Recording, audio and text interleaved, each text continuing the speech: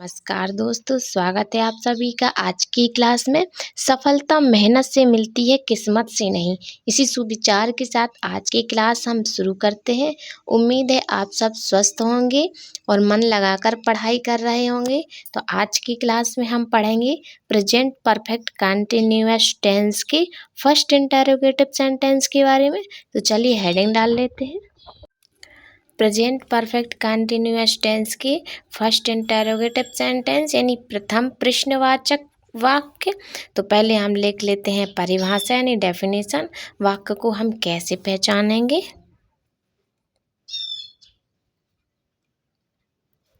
तो जिन वाक्यों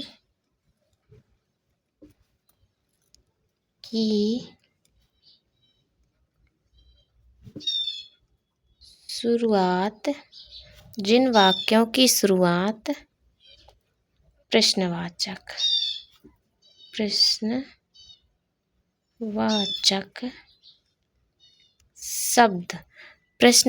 शब्द यानी क्या। प्रश्नवाचक शब्द यानी क्या से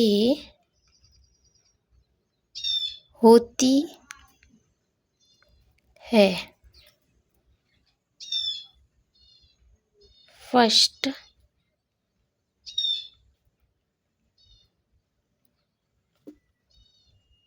इंटरोगेटिव सेंटेंस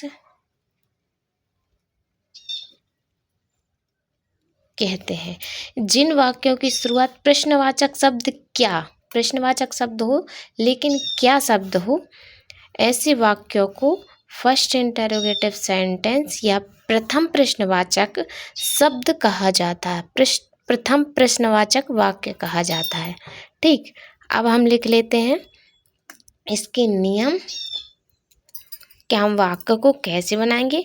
नियम हालांकि हमने हर वीडियो में बताया है, एक जैसे ही होते हैं। थोड़ा बहुत एक दो पॉइंट ऊपर नीचे होता है, किसी में एक पॉइंट बढ़ जाता है तो किसी में एक पॉइंट कम हो जाता है। फिर भी हम लिखवा देते हैं, याद रहेंगे। नियम यानी रूल,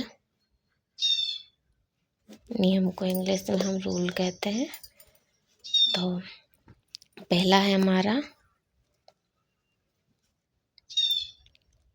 एक वचन कर्ता के साथ हैज बीन लगाते हैं। ठीक, सेकेंड है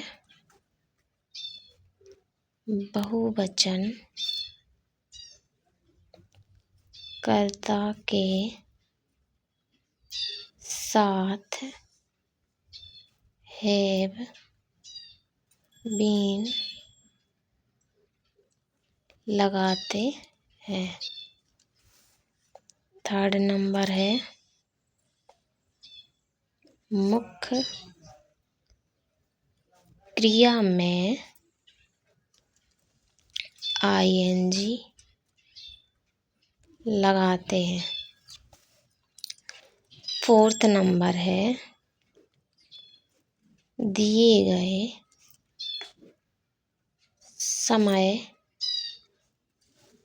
के लिए सिंस या फॉर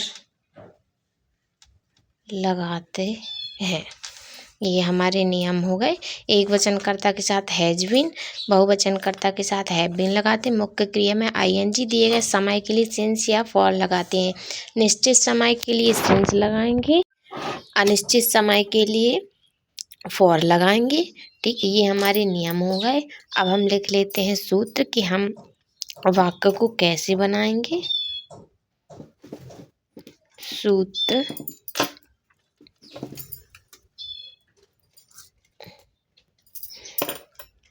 या फिर मेथड। ठीक, अब हम लिख लेते हैं कि वाक्य को हम कैसे बनाएंगे, कैसे सेट करेंगे।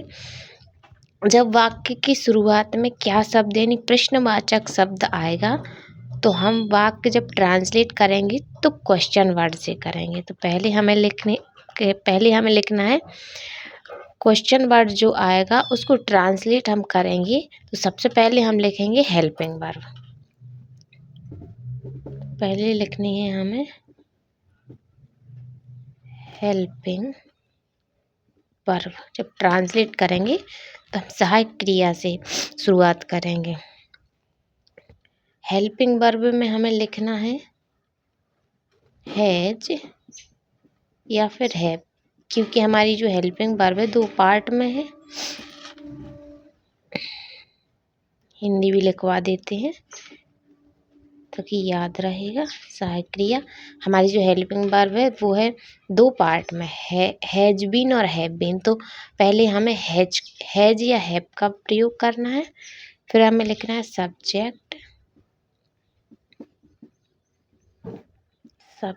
यानी कर्ता, फिर लिखना हमें बीन, यहाँ आएगा बीन।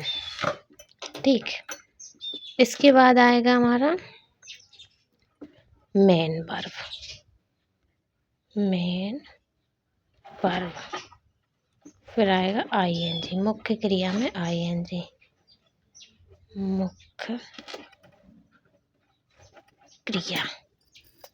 क्रिया में आईएनजी। उसके बाद आएगा ऑब्जेक्ट यानी कर्म।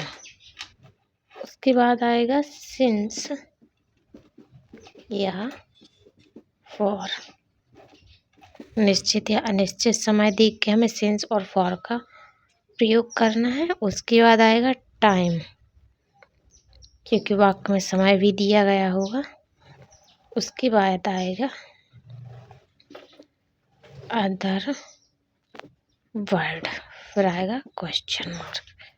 तो ये हो गया हमारा समय और ये हो गए अन्य शब्द। ठीक, ये हमारा जो है वो मेथड या सूत्र हो गया। इस तरीके से हम वाक्य को ट्रांसलेट करेंगे। अब हम 1-2 एग्जाम्पल देख लेते हैं ताकि वाक्य हमें अच्छे से समझ में आए।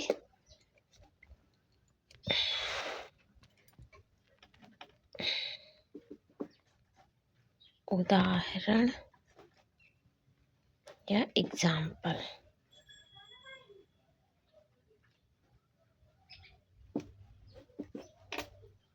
ठीक, तो एग्जाम्पल लिख लेते हैं।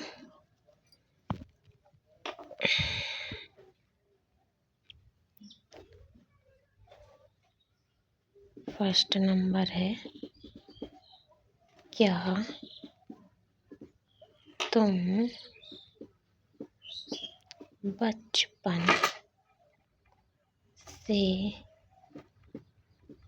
तैरना सीख रहे हो शब्द आया है तो प्रेजेंट टेंस है, समय दिया गया है तो प्रेजेंट परफेक्ट और कंटिन्यूअस टेंस है। अब हम इसको ट्रांसलेट करेंगे। तो पहले हमें लिखना है हेल्पिंग वर्ब। ठीक है, हेल्पिंग वर्ब हमें लिखनी है सब्जेक्ट देखा, सब्जेक्ट है हमारा बहुवचन तो आएगा हैव। ठीक, अब आएगा सब्जेक्ट, हैज या हैव के बाद आएगा सब्जेक्ट हमारा तुमको हम लिखेंगे यू। उसके बाद आएगा बीन तो आएगा बीन। उसके बाद आएगा मुख्य क्रिया है सीखना। ठीक, तो होगा लर्न, LEARN, लर्न। तो लर्न और मुख्य क्रिया में मुख्य क्रिया में ING तो होगा लर्निंग। टू और क्रिया के बाद ऑब्जेक्ट, सीख रहे हैं क्या, तैरना,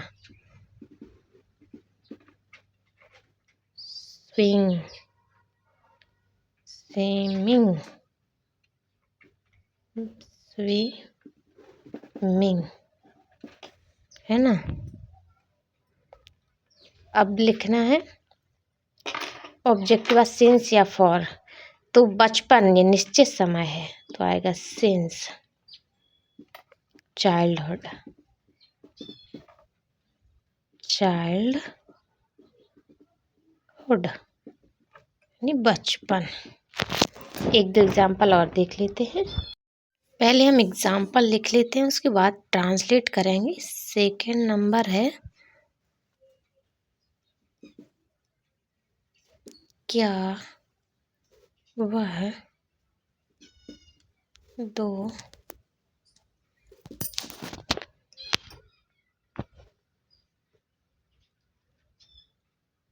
दिन, क्या हो रहा है ये,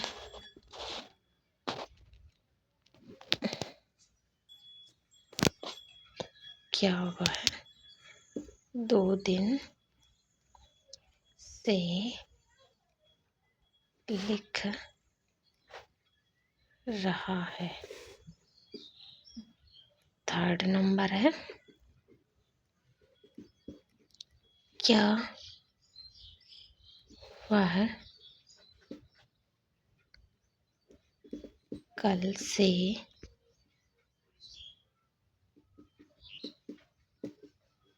खाना खा रही है। फोर्थ नंबर है, क्या राम 2010 से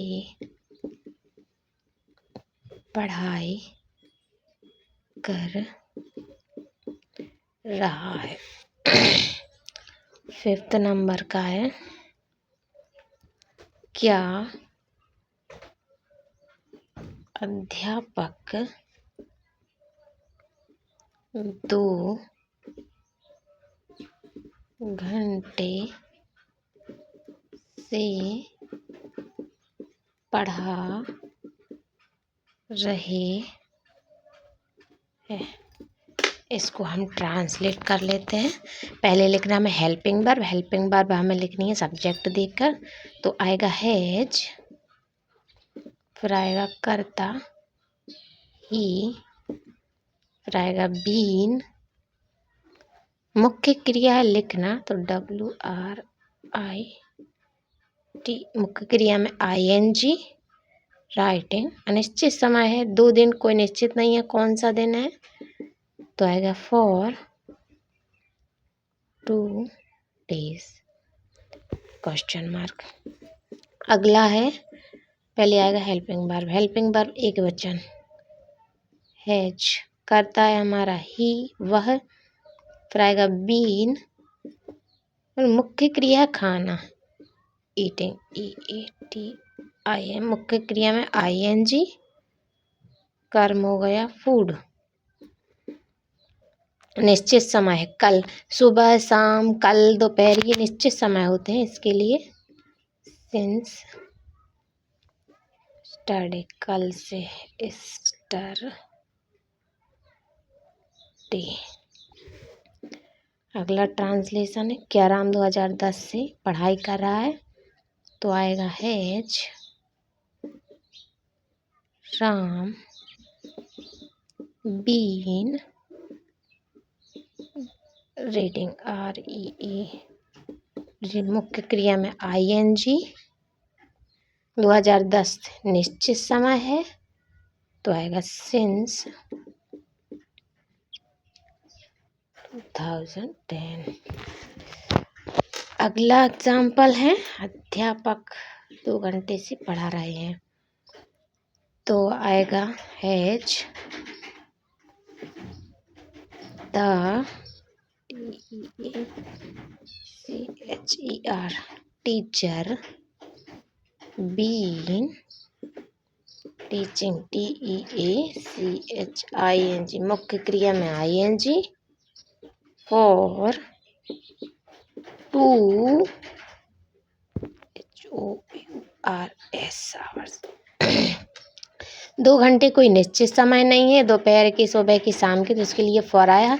हम एक फ़ॉर्मूला बता चुके हैं वीडियो में कि सिंस और फॉर हमें कब, कहाँ, कैसे इस्तेमाल करने हैं। अब वो वीडियो देखिए, फ़ॉर्मूला देखिए, आपको सिंस और फॉर का प्रयोग करना बहुत ही आसानी से आने लगेगा। वीडियो पसंद आई हो तो वीडियो को लाइक कीजिए, चैनल को सब्सक्राइब कीजिए ताकि हर वीडियो आप तक आसानी से पहुँचे।